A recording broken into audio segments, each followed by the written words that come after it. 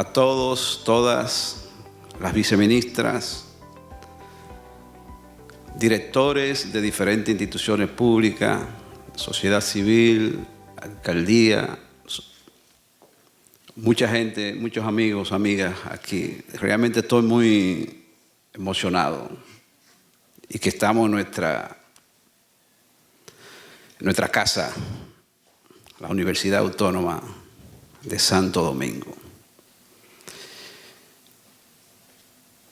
Antes de desarrollar las ideas de esta conferencia, creo adecuado realizar algunas diferencias conceptuales o acepciones que apuntarían a ayudar a una mejor comprensión del análisis. Entre la tierra, el suelo y el territorio hay un continuo. La tierra, como planeta y como parte sólida, diferente del mar, es asiento del suelo y cuya vocación puede ser agrícola, forestal, minera, costero, marina y urbana, suburbana, con diferentes vocaciones como industriales, institucionales, mixtas. Eso lo vemos en la ciudad, todo ese tipo de suelo.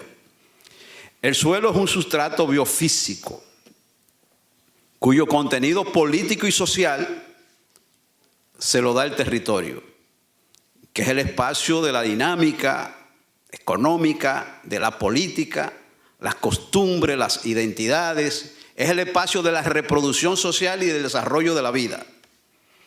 La tierra, observada como medio de vida, es un derecho individual. Ahora, el territorio es un derecho colectivo, porque es una construcción social que adquiere una configuración administrativa por decisiones del sistema político.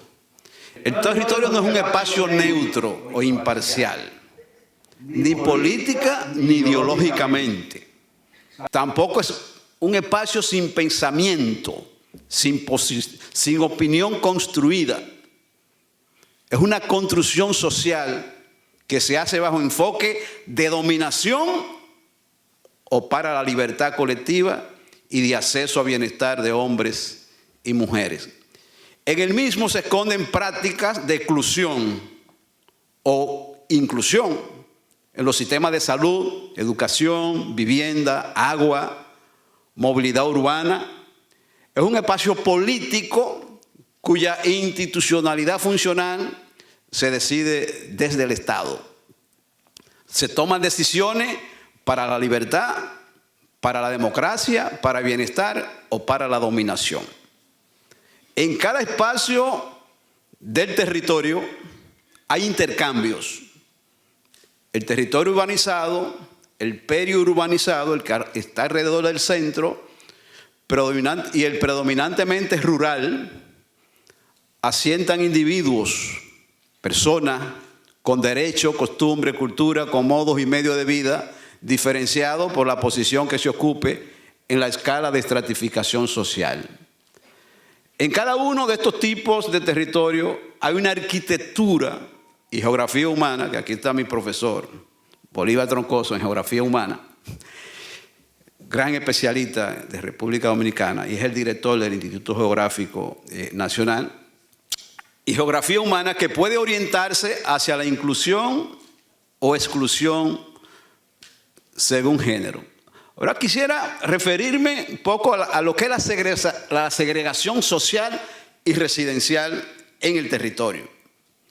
En los territorios urbanizados, donde viven la mayoría de los que estamos aquí, o quizás todos y todas, los que responden a ciudades con servicio público de diferente naturaleza y con mayor calado en la historia que los periurbanizados, es decir, producto de la expansión urbana y lo no regulado en la ciudad, pues tenemos una expansión brutal en República Dominicana, siendo uno de los países de América Latina con mayor expansión urbana.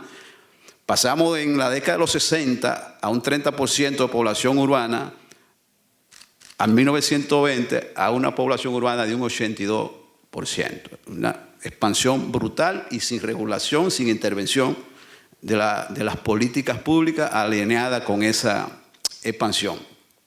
Ahora bien, la distribución de los usos de suelo genera segregación social y residencial, que desencadena en producir una ruptura entre las personas. Las relaciones sostenibles, los lazos de solidaridad y los intercambios personales, los intercambios, los afectos, la cultura frecuente entre hombres y mujeres de los diferentes asentamientos formales e informales de todo tipo de territorios están ausentes en los territorios. Regularmente las mujeres jefas de familias y pobres están más presentes en los territorios urbanísticamente menos organizados e informales. Las mujeres de clase media y de alta renta se localizan en los territorios con más nivel de desarrollo urbano, lo cual incluye más posibilidades de acceder a un mayor bienestar social y de disponibilidad de servicios culturales, académicos, intelectuales, recreativos. Esto responde a un modelo económico y social de construcción de la ciudad o del municipio que reconoce las dimensiones del valor de uso y del valor de cambio del suelo según la posición que se ocupa en esa pirámide de estratificación social. El valor del suelo es mayor en los asentamientos de clase media que en los asentamientos de los sectores populares, y en esa misma dimensión usted accede más rápido a determinado servicio. Y ahí se genera esa estratificación social y residencial. La residencia en los sectores populares tiene menos posibilidad de acceder a bienestar. El bienestar se construye rompiendo brecha entre estos territorios que se configuran funcionalmente para la segregación entre clases sociales. Una segregación que asienta en el imaginario social la idea del nosotros o nosotras y los otros y las otras. Eso está insertado. ¿Quiénes son los otros? No somos nosotros. Si no tenemos identidades colectivas, no tenemos bienestar colectivo. Entonces, los sectores de más alta renta, con mayor seguridad en los espacios destinados a los dos géneros. Los suelos de mayor valor son los que están localizados en proximidad a mejores espacios verdes. Incluso déjeme decirle que la circunscripción 1 del Distrito Nacional tiene 4 o 5 veces más espacio público que la circunscripción 3, siendo la circunscripción 3 la de mayor densidad poblacional y la 1 la de menor densidad poblacional. Ahí se produce una segregación para el acceso a bienestar. Entonces, la segregación social y residencial cierra el espacio sostenible para hombres y mujeres de los asentamientos urbanos formales e informales, degradados. Por su lado, el acceso universal al disfrute de espacio público entre hombres y mujeres con discapacidad es desigual. Las mujeres con discapacidad están más encerrados que los hombres con discapacidad. Y eso se ha estudiado bastante y es observable en la ciudad.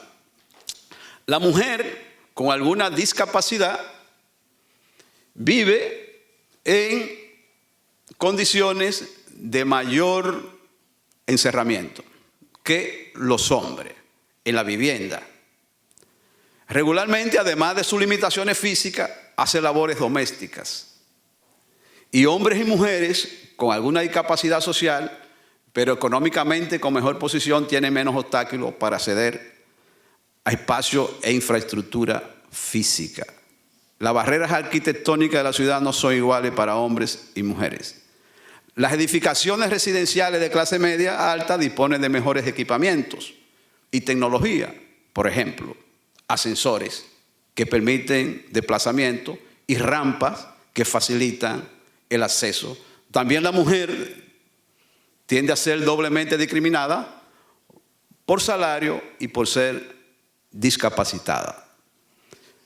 La distancia y el transporte, ¿cómo podemos analizarlo? Analizando la dinámica de los suelos con alta predominancia de desarrollo urbano, es observable que la proximidad a los grandes centros laborales marca distancia entre territorios desordenados y ordenados. El poder adquisitivo determina la distancia y la opción de movilidad urbana, privada, personal o pública. El mercado laboral tiene su vínculo con los modelos de ciudad. Los grandes centros laborales, las instituciones, sean públicas o privadas, ¿dónde se localizan? Se localizan regularmente en centralidades urbanas de proximidad a las clases sociales de mayor renta. Y si se asientan en territorio periurbano, es decir, la corona de la gran ciudad, que puede ser de barrios pobres o residenciales de alta y mediana renta, se reproduce parcialmente el esquema de la dinámica de las grandes centralidades. Un ejemplo, las mujeres que hacen trabajos domésticos por paga se desplazan a grandes distancias, producto de que los suelos de mejor calidad se localizan en centralidades donde se asientan las principales urbanizaciones con mejores accesos a servicios públicos. Por ejemplo, en España tenemos, por ejemplo, que las mujeres son usuarias de medios de transporte público, son más usuarias de los transportes públicos que los hombres. Según un cuadro que hemos elaborado, por ejemplo, el metro lo usa el 81% de las mujeres y el 77% de hombres. Los autobuses urbanos, 70-60, autobuses interurbanos, 43-37, tren de cercanía, 53-47. Es decir, el uso del transporte público, en este caso, y que tenemos que estudiar en República Dominicana, es mayor en las mujeres que en los hombres. Aunque no disponemos de cifras exactas, el método de la observación nos indica que esta realidad no es tan diferente en nuestra querida República Dominicana, ya que según estudios del Banco Interamericano, en América Latina y el Caribe, más del 50% de los usuarios de los sistemas de transporte público son mujeres. El territorio urbano se expande verticalmente y horizontalmente, considerando casi nada el espacio para el uso de la bicicleta.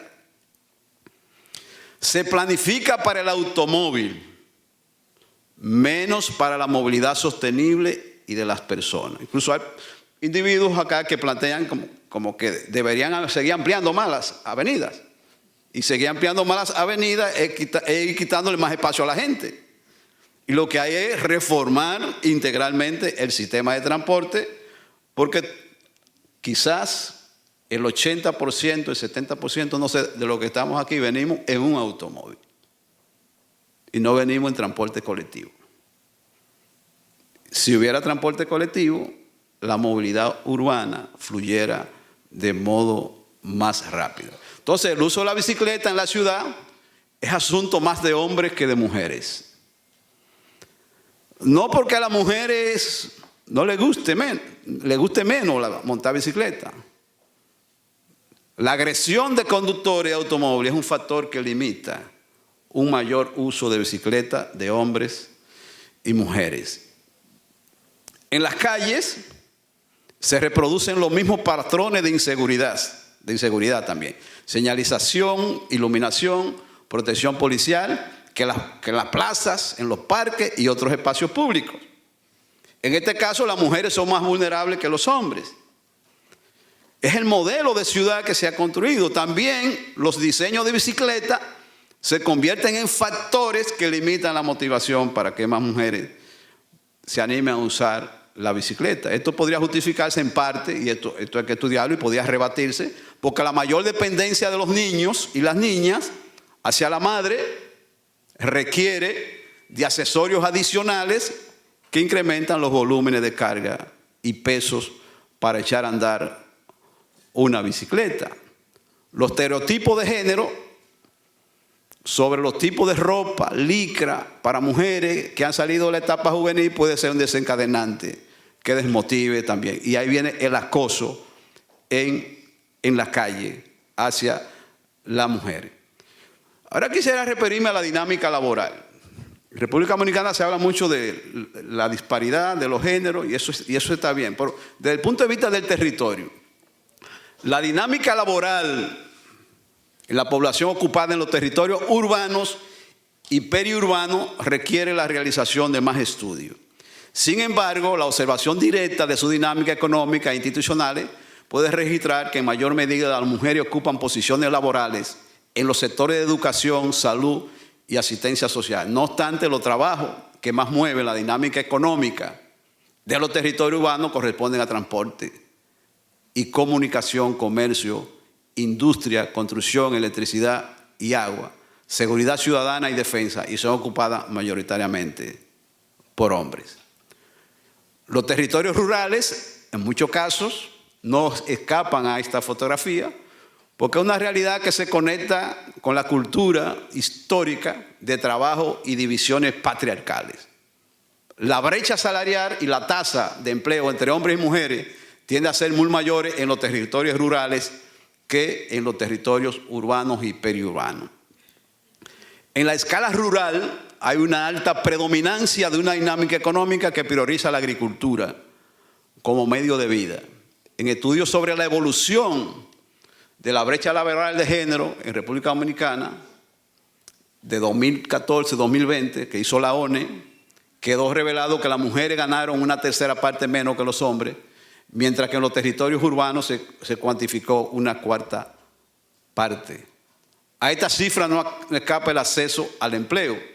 En el 2022, el 92% de acceso al empleo de los sectores agrícolas y ganaderos, que son de vocación rural, eran ocupados por hombres.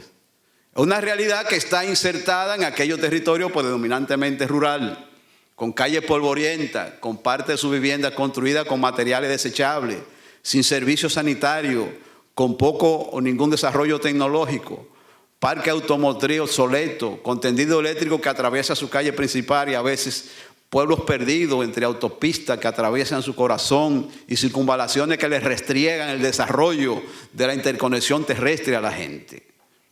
También realidad presente, guardando algunas distancias, en el acceso a bienestar en territorios que configuran una paulatina transición rural, urbana.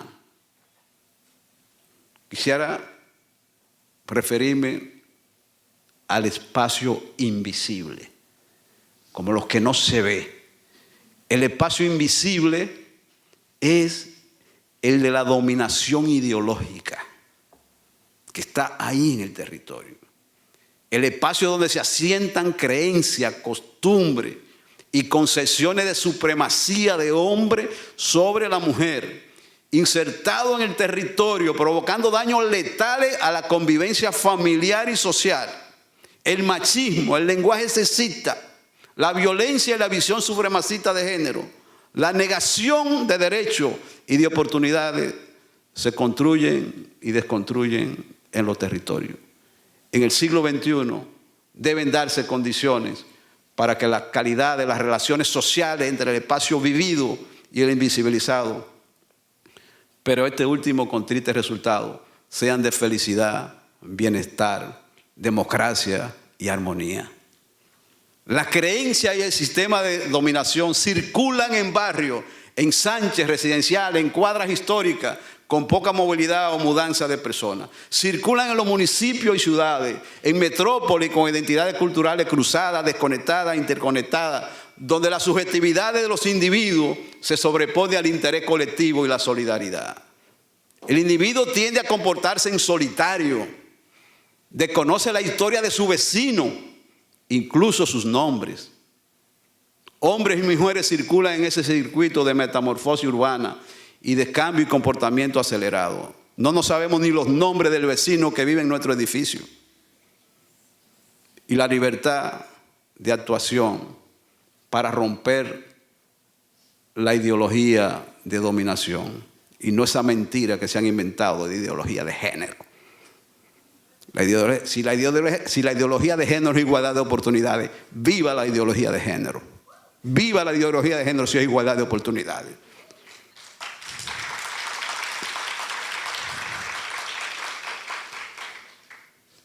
Y seguro que esto es mucho más fuerte en los tratos socioeconómicos de media y alta renta, que se localizan en las centralidades urbanas y en aquellas periurbanas, con predominancia de jóvenes que optan por irse a los asentamientos por conveniencia económica, influida por el precio del suelo, que es más barato en las grandes centralidades, y que hoy hombres y mujeres jóvenes están apostando más colectivamente que los hombres y mujeres de nuestra generación que apostábamos de manera más individual. ¿Y cómo influye el cambio climático? ¿Cómo impulsa el cambio climático la vulnerabilidad de las mujeres? El territorio donde se desarrolla la vida humana es la troposfera. Ahora, es el espacio donde se producen inundaciones, ciclones, tsunami, seísmo, terremoto. La sobrevivencia humana depende de la capacidad de respuesta y de resiliencia. Eso lo hemos hablado mucho. El cambio climático, el calentamiento global y su impacto en la vida no discrimina por género. Hombres y mujeres están enfrentando y sufriendo los efectos dentro de estos desplazamientos y protección en los refugios. Más pobreza, más vulnerabilidad y desigualdad de género entre el cambio climático. Los desastres causados por fenómenos naturales provocan cambios en los ritmos de acceso a bienes y servicios.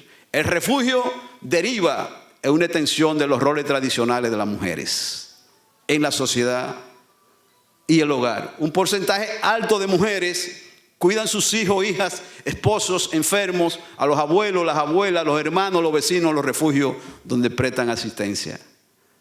Cuando hay condiciones en salud, educación, abastecimiento de agua, seguridad, alimentación, protección, o cuando no existe. El sufrimiento de hombres y mujeres también es desigual por efecto. El cambio climático es un amplificador de la desigualdad de género porque impulsa la vulnerabilidad de las mujeres. El 80%, señores, el 80% de las personas desplazadas por el cambio climático en el mundo son mujeres. Y son ellas las principales responsables de producir alimentos y conseguir agua en los llamados países del sur. Por su lado, son los hombres los que van tomando predominantemente las decisiones sobre los planes de protección civil y en la política de gestión de los efectos del cambio climático. La ampliación de los tiempos de sequía en diferentes regiones del mundo está haciendo estragos en los territorios rurales. La pérdida de los medios de vida, la improductividad de los suelos agrícolas y la disminución del valor de esto, junto con el modelo económico que prioriza las importaciones de productos desde los países que tienen los principales avances tecnológicos para la producción agropecuaria, provocan flujos migratorios hacia centralidades urbanas o hacia otros países. En República Dominicana, la población rural, como habíamos dicho antes, en 1960 era 70 rural y 30 urbana. Hoy eso ha cambiado. La decisión de emigrar de los hombres es superior que de las mujeres campesinas, recayendo las responsabilidades del cuidado de la familia nuclear y en muchos casos extendida en las mujeres en un contexto de discriminación para trabajar. Cuando es la mujer que migra, tiende a caer la responsabilidad del cuidado de la familia. ¿En quién? En su hermana, en su madre y hasta en la vecina. Ahora, hay que democratizar el orden territorial para avanzar más rápido. El poder de decisión de la dinámica inmobiliaria del territorio descansa en manos del capital. El capital es el que pone ritmo a la inversión, no el gobierno local. No el gobierno nacional. Hay que dar el salto de privilegiar la rentabilidad del valor de cambio, el que genera plata, el que genera dinero, hacia el valor de uso, el que genera bienestar. Ese circuito de capital de empresas, las financieras, las inmobiliarias, producen empobrecimiento también en la población. El derecho a la ciudad es un derecho democrático. El territorio y sus patrimonios ambientales y culturales son bienes públicos. Los espacios de dominio público son del público. Y la participación ciudadana de hombres y mujeres en las decisiones del ordenamiento territorial y en la construcción del espacio vivible democratiza las oportunidades de acceder a bienestar. Hay que reivindicar el orden del espacio, donde se insertan los servicios, los derechos, ordenar y alinear agenda pública. En eso estamos en el Ministerio de Economía. Eso tiene un gran poder estratégico para que mujeres y hombres disfruten de bienestar. En la democracia local, las condiciones físicas del territorio, parque, calle, acera, plaza, estilo de edificaciones, el diseño de los servicios públicos, iluminación, agua potable, calidad de la vivienda, son criterios generalistas y con indicadores sin consideración del orden del territorio. Las relaciones sociales y dinámica económica de los espacios públicos bajo enfoque masculino derivan en la creación de condiciones para la exclusión de acceso de las mujeres. En este sentido, el derecho a la ciudad entre hombres y mujeres es desigual. Cuando se niega la igualdad en derecho a la democracia, se retrata como unifuncional y apunta hacia un sentido más que en el otro. Territorio como artificio para construir, reconstruir en todas las dimensiones. En contrario, el mismo deriva en ser un espacio para las disparidades del ingreso, la negación del derecho a la libertad, para circular, para limitar igualdad de oportunidades, para participar y decidir, los espacios de ocio que todos buscamos siempre, el paisaje, los equipamientos inmobiliarios, la iluminación son fundamentales para producir confianza entre hombres y mujeres, para la familia. Los mobiliarios urbanos, la parada de autobuses, la parada del tren, en los parques, esto es muy importante para la formalidad, para producir hábitos de confianza, un gran valor del capital social que está en el territorio. Esto impacta en la protección y la seguridad ciudadana. ¿Qué significa ordenar el territorio? Ordenar el territorio significa producir equilibrio común, en la casa común, como dice el Papa, la casa común, poner orden en la economía, en el medio ambiente, en el espacio urbano y rural, poner cada cosa en su sitio, poner orden para que los medios de vida que tengamos sean gestionados sin discriminación social, gestionados para la sostenibilidad, para la resiliencia, para la democracia, para la inclusión. En eso andamos, Señor, en este camino que estamos construyendo y que nos están permitiendo construirlo. El ordenamiento territorial significa poner los bienes materiales y culturales donde corresponda, considerando la alternativa de uso colectivo para hombres y mujeres. Ordenar el territorio en perspectiva de género. Y hemos definido criterios para que los planes de ordenamiento territorial, los planes de desarrollo municipales tengan el enfoque de género y que el presupuesto público tenga el enfoque de género, tenga enfoque de gestión de riesgo. Ordenar es humanizar el usufructo de un bien colectivo, el espacio vivido. Todo plan regulador, eso lo estamos defendiendo, de ordenamiento territorial, de gestión de riesgo, de cambio climático, desarrollo económico, tiene que incorporar la perspectiva de género. Y no es solamente hacer el marco teórico, porque aquí estamos en un marco teórico, es hacerlo en la realidad. Una perspectiva que señale dónde está el problema, quiénes lo padecen. ¿Cómo diferenciar los territorios? Tenemos una estrategia nacional de territorio, una estrategia nacional de desarrollo sin territorio. Una declaración pública nacional, pero que no dice dónde está el problema de modo específico. Entonces, una perspectiva que valora el territorio como el espacio del buen vivir. ¿Y qué es ese buen vivir?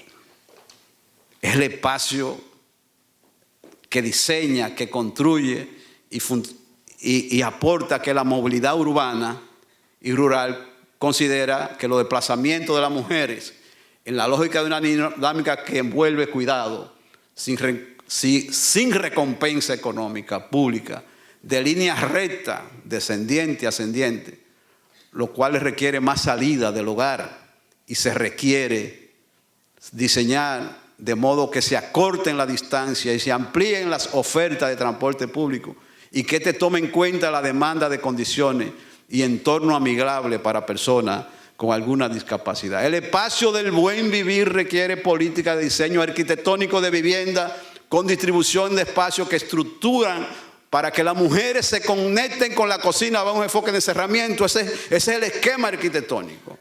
Hay que orientar la arquitectura más abierto, a espacios más abiertos, más iluminados, más ventilados, y que la cocina sea un área de extensión de las salas y que sirva para compartir y que involucre en la preparación de alimentos al núcleo familiar o al modelo de familia que existente.